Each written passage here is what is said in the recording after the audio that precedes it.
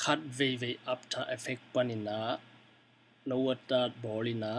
na render changina a background pen a vom ong suak meng bang thei idanina no a vom background ong suaki to pen bahang yam chile na setting khial na hi mani to le amani na bang che setting ding chi tom ki kum ni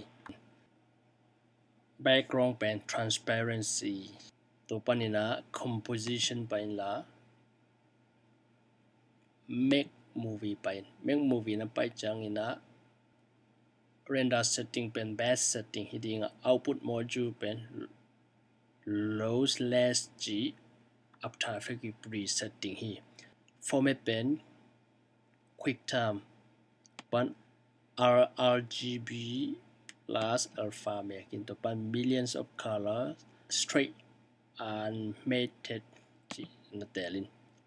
pan format option apa in la video codec sa ding na animation ai kele PNG ji na pain kapan na quality ya som kia lenga sanga tamzo in na koin pan okay output pen nang I save na ding mun na koin ken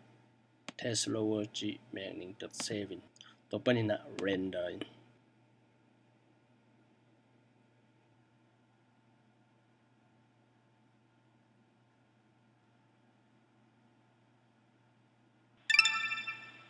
then I render pen import ni la at kak le hang koi chi kilam dang chi mu thei di hiang then I render pen yet chang ina hi bang ina ki mu thei to hi man na setting lim takina na render mai na en ki kham tangin lungdam